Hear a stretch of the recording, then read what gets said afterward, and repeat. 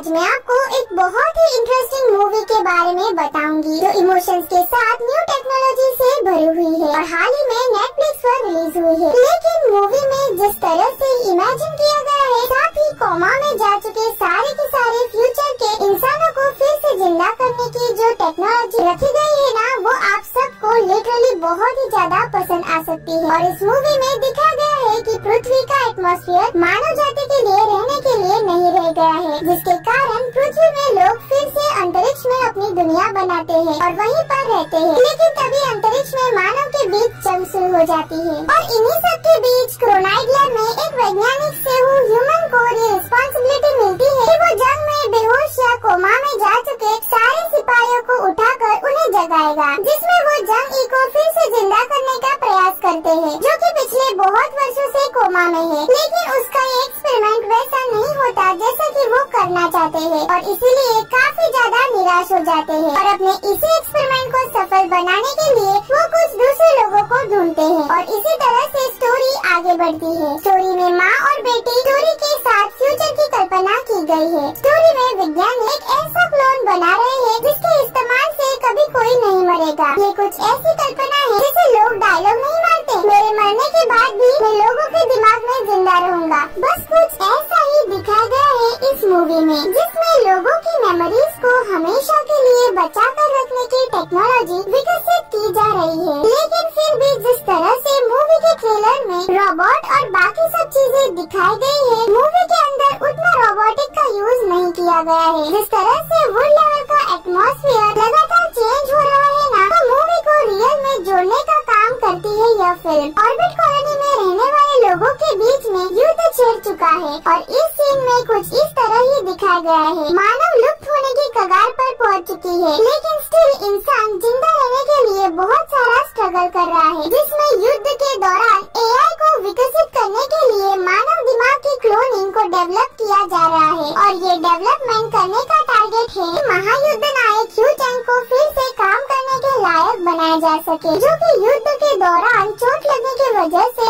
35 साल से कोमा में है। सो मूवी की स्टार्टिंग में रोबोटिक लड़ाई दिखाई जाती है, जिसमें ह्यू चैंगी एक योद्धा दूसरे रोबोट से लड़ाई कर रही होती है और वो बहादुरी से सभी रोबोट को हरा देती है। तभी 4 पैर वाला रोबोट आ जाता है। ह्यू चैंगी उसे देखकर बहुत बुरी तरह से घबरा जाती है। वो ह्यू चैंगी पर अटैक करने की कोशिश करता है। ह्यू चैंगी अपनी जान बचाने के लिए वो 4 पैर वाला रोबोट पर हमला कर देती है। वो जलने लगता है, लेकिन अपने टेक्नोलॉजी के आधार पर अपने आप को पूरी तरह से सेफ्टी भी कर लेता है। जैसे ही वो ह्यू चैंगी पर अटैक करता है, वो घायल हो गई थी और उसे पता चल गया था कि वो 4 पैर वाला रोबोट है। सीन शिफ्ट होता है और सभी लोग बहुत बड़े मीटिंग हॉल में खड़े हुए थे, जहाँ ह्यूमंस के क्लोन को फिर से जिंदा करने के एक्सपेरिमेंट की बात चल रही थी। जहाँ इन सबके बीच से वो अपने एक्सपेरिमेंट को सबके सामने शेयर करती है। वहीं पर एक लड़का था जो कहता है कि प्रेजेंटेशन काफी अच्छा है, हमारे डायरेक्टर आपके काम से बहुत ज्यादा खुश है, तो फिक्र मत कीजिए, ये काम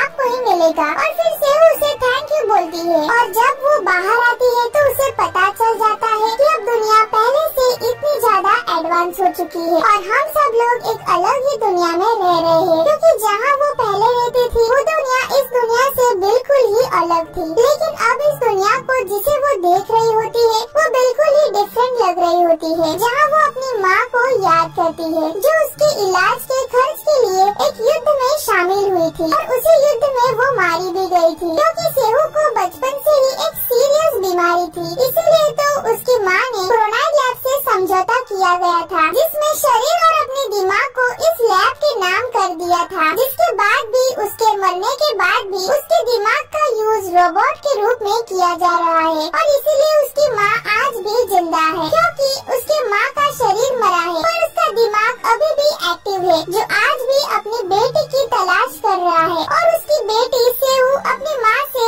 मन ही मन में पूछती है कि मेरी गलती क्या थी जो आप मुझे छोड़कर चली गई। और फिर तभी अचानक से अपनी माँ की दी हुई स्टॉल की याद आने लग जाती है और यह सब कुछ उसने इसलिए किया था क्योंकि उसने ट्रेन में जाते हुए छोटी बच्ची को अपनी माँ से बात करते हुए सुन लिया था, जिससे कि वो बहुत ज्यादा दुखी हो जाती है। सीन शिफ्ट होता है और सेहू डॉक्टर मिशन के पास पहुँच जाती है, जहाँ पर डॉक्टर मिशन उसको मरने के बाद भी जिंदा रखने की स्कीम बताते हैं, जिसमें इंसान के दिमाग को दूसरे दूसरे में शिफ्ट करने पर जिंदा रखा जा सकता है। इस पर सेयू डॉक्टर से पूछती है अगर किसी के पास पैसे नहीं होंगे तो क्या करेगा। डॉक्टर कहते हैं कि क्लोन्स के द्वारा भी बनाए गए मनुष्य को गवर्नमेंट मान्यता देती है और अगर किसी के पास पैसे नहीं हुए तो भी वो अपना क्लोन किसी दूसरी कंपनी को बेच सकता है और इसमें वो जिंदा तो रहेगा लेकिन घर वालों का उस पर कोई अधिकार नहीं होगा। जहाँ इस बीच क्रोनाई लैब के बाहर चली जाती है जिन्होंने सेयू के मॉम का दिमाग खरीदा था और इसलिए वो अपनी माँ से मिलने का इच्छा जाहिर करती है और इस पर डॉक्टर उसे बताता है कि उसकी माँ एक बेहतरीन एआई सोल्जर हुआ करती थी और इस तरह डॉक्टर के हेल्प से वो अपनी माँ से भी मिल पाती है। लेकिन वो बहुत ज्यादा शॉक तब होती है जब उसे ये पता चलता है कि जिस डॉक्टर से वो मिल रही है वो एक क्लोन है, यानी कि उसका शरीर एक रोबोट का है और दिमाग इंसान का। वही दूसरी तरफ सेयू के डिपार्टमेंट का ऑफिसर क्रोनाई लैब के डायरेक्टर के पास पहुंचता है और वो बहुत गुस्से में होकर वहाँ से चला जाता है। वही क्रोनाई लैब का एक इम्पोर्टेंट इंसान सेयू को मिलता है जो कि उसको बताता है कि हम जैनी वाला एक्सपेरिमेंट बंद कर रहे हैं, साथ ही हम किम को भी समझा देंगे क्योंकि उसे बहुत ही अच्छी तरह से जानते हैं। जैसे सेयू निराश होकर बाहर आ रही होती है कि जैनी का यूज गलत कामों में करने की कोशिश की जा रही है और इसलिए वो जैनी से मिलती है जहाँ जैनी उसे पूछती है कि मेरी बेटी कैसी है, उसका तो ऑपरेशन होने वाला था ना। और फिर सामने खड़ी सेयू बताती है कि उसकी बेटी का ऑपरेशन हो गया है और इस समय वो बिल्कुल ठीक है। साथ ही सेयू किम के गलत इरादों के बारे में बताते हुए